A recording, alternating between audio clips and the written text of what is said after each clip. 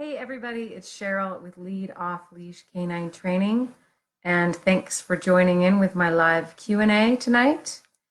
I am excited to be here as always. This is my, I don't know, seventh or eighth, and I've really enjoyed doing these, and it's making me think a lot more about what I'm doing as well as helping lots of people. I get a lot of inquiries and questions via YouTube and Facebook. So this is just a fun way for me to interact with people out there in Facebook landia or YouTube land and just interact with people that I don't ever, I probably won't ever meet. So welcome and thanks for being here. I have a few questions this week from different people. I'm going to find them on my phone here. Trying to stay organized. And the first thing I'm going to start talking about, though, is this go home session that I did this week, Monday, with a dog named Maisie. And so if you had been following her, she was quite reactive. I called her a little bit of a Jekyll and Hyde because she was just rah, rah, rah, rah, super crazy reactive with any dog she would meet with her owner. And then I got her and she tried. We did one pretty good correction for her, maybe two, and done deal. She never did it with me again. So in her go home session, she actually, she had been with me for 2 weeks and was doing really well. And in her go home session, I think the very first or second dog she met, she really went after. And I showed this on her go home session, which was posted yesterday. So if you haven't seen it, you should go check it out. It's kind of interesting. And she just went kind of berserk on a dog. I took the e-collar, turned it up, told her no, and gave her a pretty high correction with Jenny at the helm. And Jenny's the owner. And, Jenny is a super sweet, kind, sensitive woman and owner, and she's wonderful, but she just has a soft energy. And it's okay to have a soft energy. And this is where I'm going with this. We don't have to be super macho or loud or aggressive or even ultra assertive to have a well-behaved dog. And you kind of need to be that, but if you aren't that, you can use e-collars or tools, any kind of tool to help get that, whether it's e-collars, prong collars. Food is a tool, but that's not the kind of tool I'm talking about. I'm talking about a tool that will make your dog not want to do something again. So if they are dog reactive or human reactive or kid reactive, you need to tell that dog, no, this is absolutely not acceptable behavior. And if you do it firm enough, they're going to listen and they're going to know, that's the leader. I'm going to follow what she says. So with Jenny, the e-collar really helped her gain that foothold with Maisie, the dog. It was really cool to watch because once we got her going with that and she had that correction in that moment, Maisie was a different dog. She was a little bit like, lowered head when she would meet other dogs, nervous because that's her true nature, is a super nervous dog. And that moment of being corrected with Jenny put Jenny in the driver's seat, so to speak.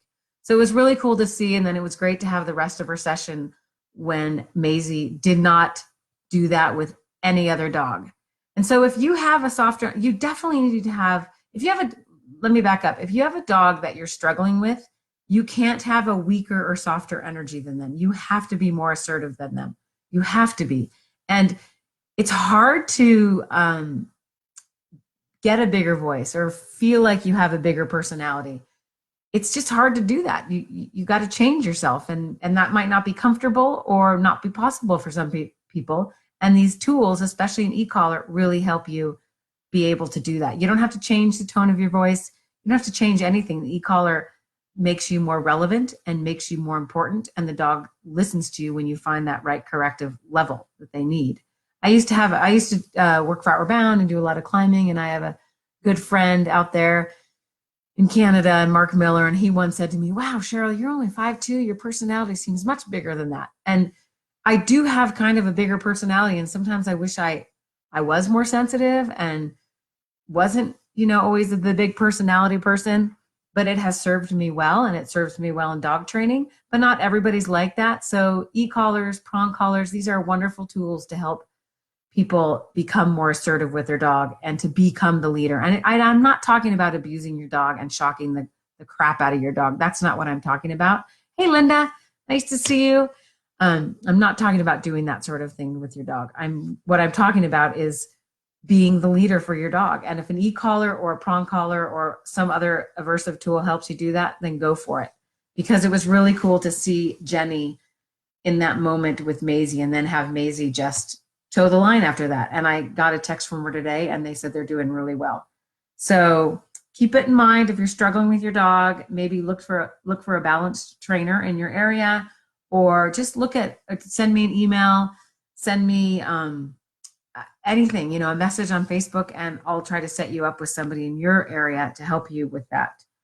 So now I'm going to go into some of my questions.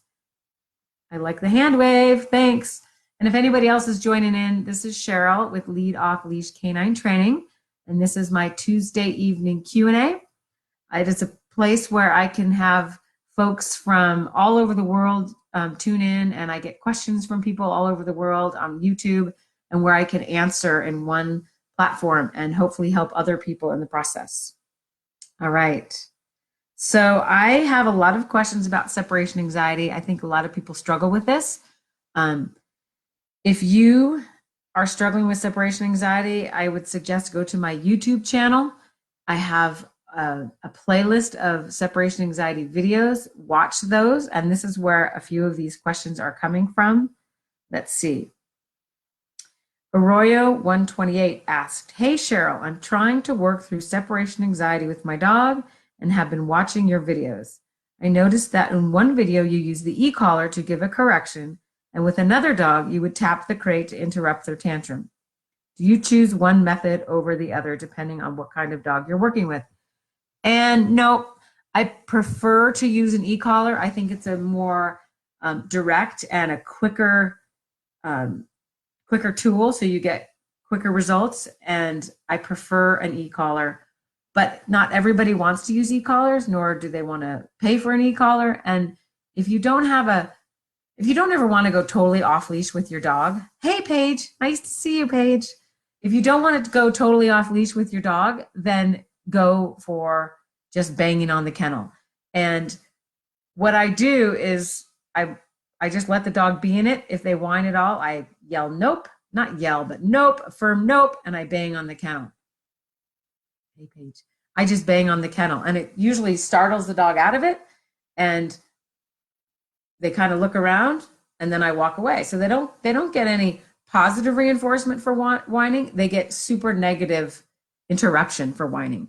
And if they start whining again, I do it again. You can also use a bonker, which is basically, it's just a rolled up towel that's sort of shaped like this cylinder. So you would take a hand towel, fold it in half, and then roll it up. So now you have this thing, and I usually put rubber bands around it.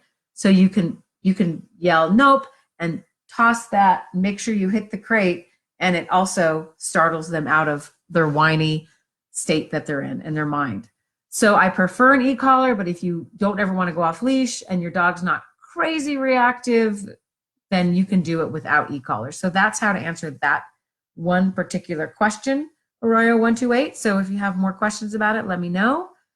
And if you're just joining in, it's Cheryl with Off Leash K9 Training with my Tuesday Q&A. So if you have any questions, go ahead and put them in the comment section and I'll get to them. Let's see, another question. Oh, Willow said, we did this with our 9-week-old puppy, the banging on the kennel, and it worked amazingly well. She went from going crazy to perfect in about 1 day. Awesome. That is like 2 thumbs up. Good job, Willow, and thanks for sharing it, because it really does work. It totally works. And a lot of people just want to baby or like, oh, it's okay. And this is, I don't know what trainer said it, but you get what you pet, meaning you will encourage more of that. If you will encourage more of that negative behavior, which what we're talking about is whining in a crate, if you're coddling that. And you can coddle with your voice. Oh, it's okay. You don't have to be touching a dog and petting it to be coddling it. you can just say, oh, it's okay, it's okay. And the dog sometimes will just sort of look at you and stay in that state of mind. So you get what you pet. So don't, oh, it's okay, the whining. Nope, bang on. So the dog startles out of it. This was probably not the nicest thing, but my other dog before Tioga, Logan, I kind of would mess with him sometimes. Not really, but I could tell that if I'd say, oh, you're okay. I got to the point where I'd say, oh, you're okay, Logan. And he'd kind of go, he'd growl. He knew, he's like, why are you saying that to me? I'm fine.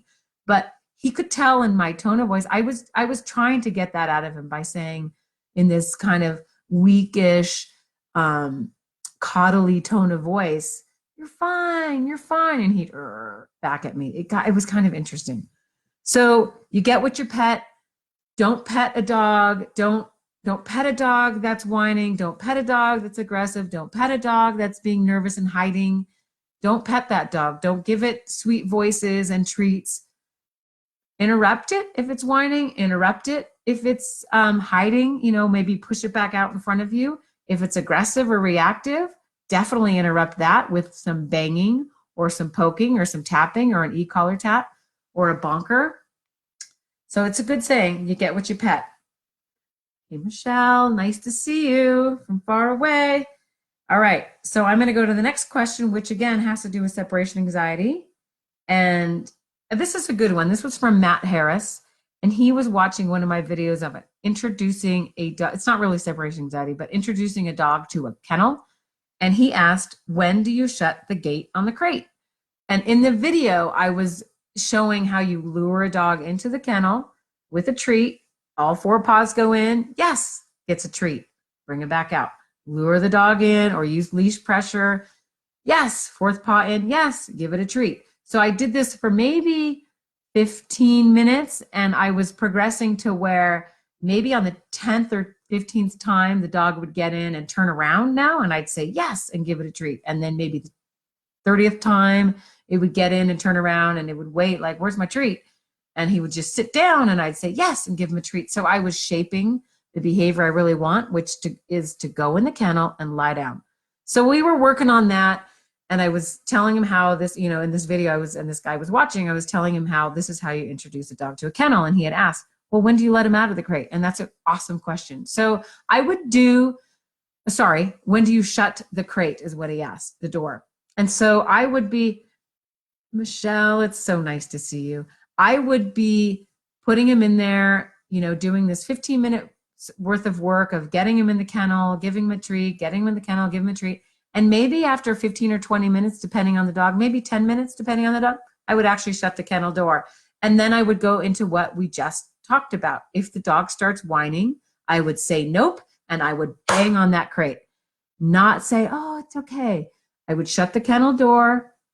Hopefully it just lays down. I'd stay in the same room. Maybe it's in the living room and I move into the dining room or the kitchen where I can still see the dog. So if it does whine, I can nope.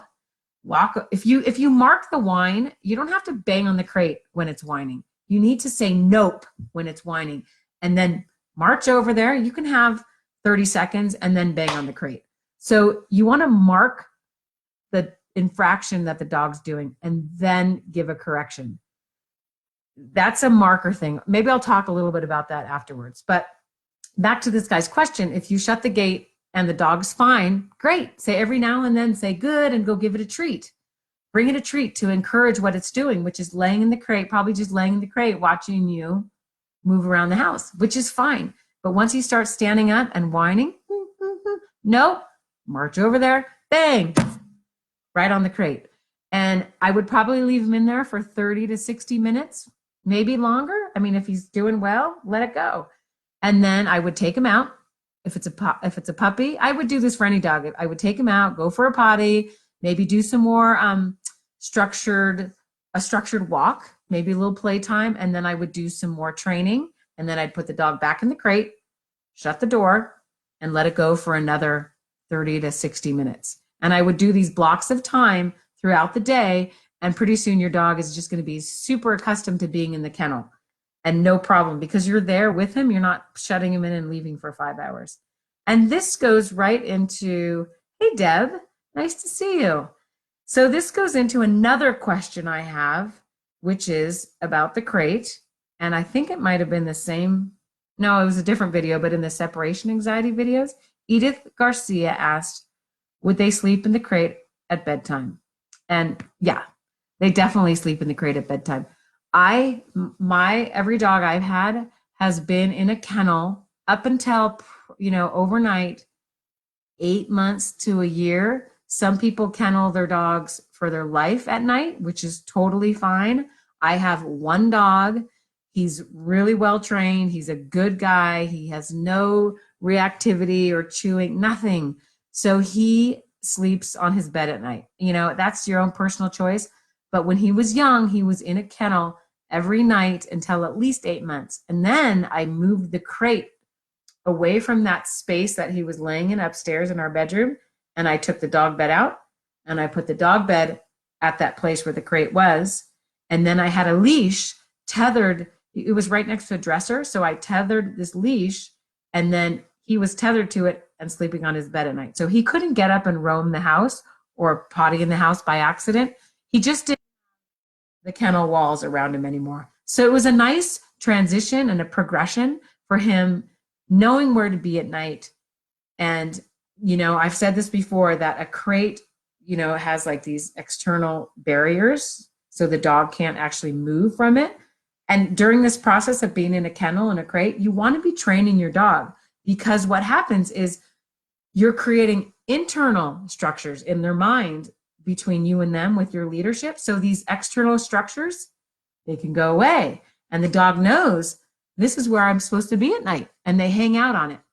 And so that interim where I used the leash for a while, that's a bit of a structure. He could only go 3 feet off the place bed and he couldn't get anywhere. So we'd go and lay back down on it. And then eventually that leash went away. Although sometimes I still use it. He freaks out a little bit with thunder and lightning if it's a crazy storm and in the middle of the night. I don't need him pacing around the house. So I'll actually tie him back to that tether once or 3 nights a year.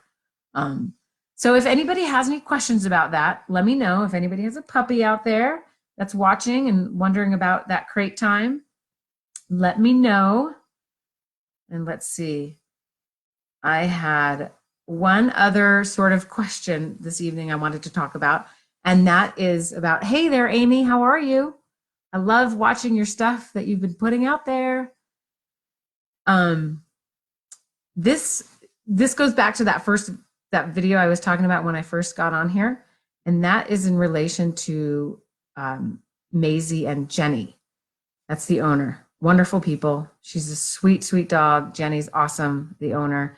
And this was from another person out there. She said, my dog is going through the same thing. She knows the rules with me and immediately tries to break them with my partner or the dog sitter. But as soon as they show her the same rules apply, she's better again. And she had written, so helpful to know this is normal. Yes, it's normal.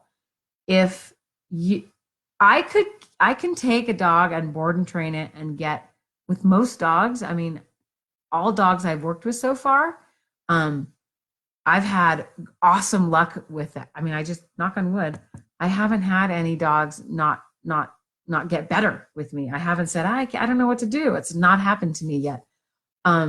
However, when I do send those dogs home, if their owner doesn't switch up a little bit and become more assertive using the e-collar, because that's what I train them on, then that dog's just going to go back to the same way. It's kind of like a kid going to grandma's house. They get away with more. Or maybe there's one parent that's kind of the firm one and the other one's that's more of a slack one. The kid knows which parent, like, I want to go to the carnival and get candy. I'm going to go ask this parent because they usually say yes. Whereas this one will say, did you do your homework? So dogs are super smart. And if you're struggling in your own relationships with people not managing your dog the way they need to be managed, I don't want to say it's their fault, because if it's your dog, it's you. You need to be the one to say, you know what? And I've done this with my family and friends. I'm like, it's my fault if Tioga gets out of line when he's under their care, because I should know. I need to pay attention to who's watching him and how their relationship is. So keep that in mind. If you have a dog you struggle with, make sure that whoever else in their life has the same kind of leadership going that you do. And you can help by using the e-collar. The person can say a command and you can tap the e-collar. If you don't want to teach that person how to use the e-collar, you can just work with that person, and you can stand there with the e-collar as your friend or your husband or your kid says, come, and then you can tap the e-collar, or down, and the dog will lay down, or nope, and tap. And you're going to give your friends and family and child way more clout.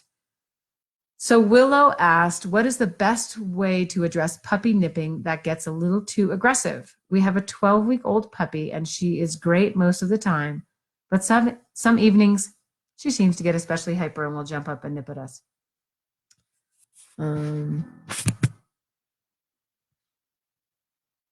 So put her in her kennel if that's working. Don't make it like, oh, you're getting a timeout. Don't make kennel a timeout. It doesn't sound like that's what you're doing, Willow, but just make sure that's not the case.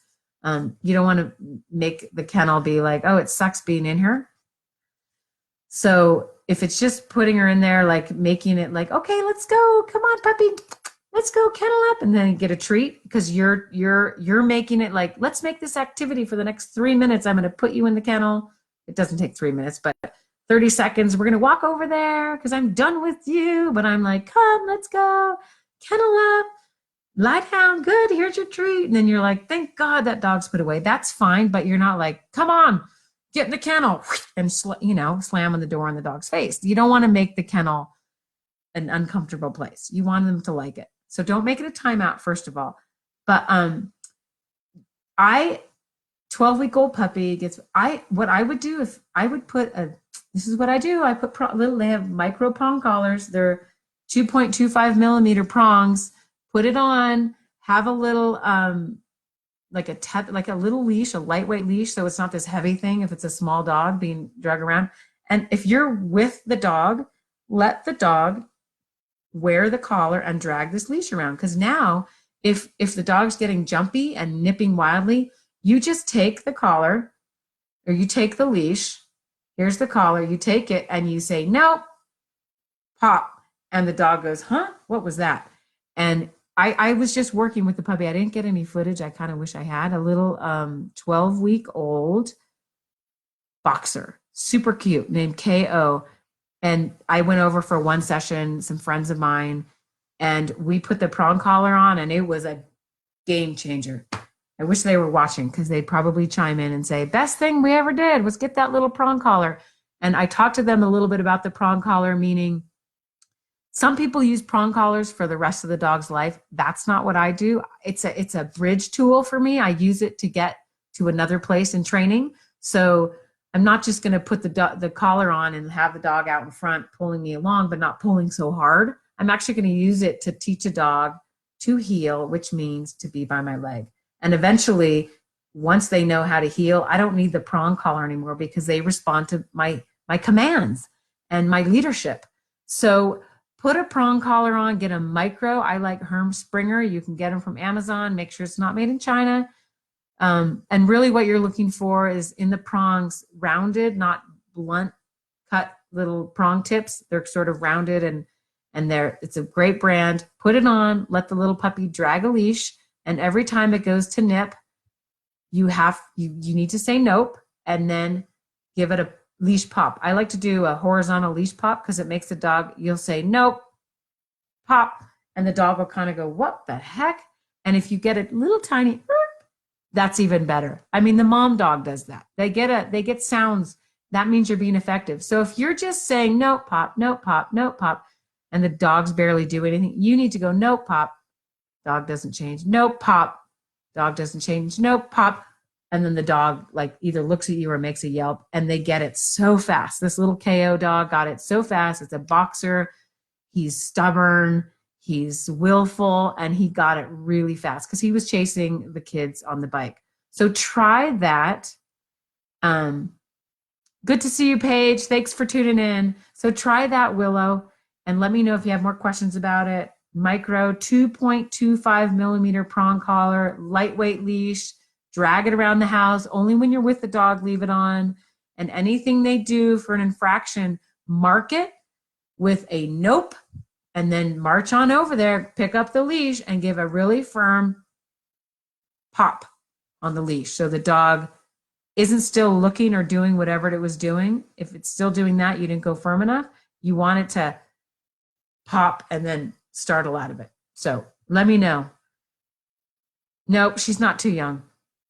Not too young at all. Think about a mom's mouth and the teeth, definitely not too young. Or think about if you've ever watched puppies just in a pack of other dogs, just playing with each other. They're pretty ferocious. They're young and they're ferocious. So some people think the prong kind of mimics a mother dog or other dog's mouth. And maybe that's true. I don't know. I'm not discounting it, but I just know it works and dogs' teeth work. So go ahead and try it. So anyway, those were the questions I had. I appreciate everybody tuning in this evening. I am going to sign out here pretty soon, but I also wanted to let you know that this summer I'm traveling a bunch and won't be here for a lot of the Tuesdays doing actually a Q&A, but I'll try to do something, whether it's showing you how to pack your dog's backpacking pack and what to bring, or when you're at a rest area on the middle of I-40 in Oklahoma, or on the banks of Lake Michigan, because these are all places I'm going, or in the Pacific Northwest on the coast. I can show you some dog related things. So I appreciate everybody for tuning in. Thanks so much. And I look forward to next week, Tuesday Q&A, 9 p.m. Mountain Time. I hope you guys all have a great weekend and the rest of the week. Bye.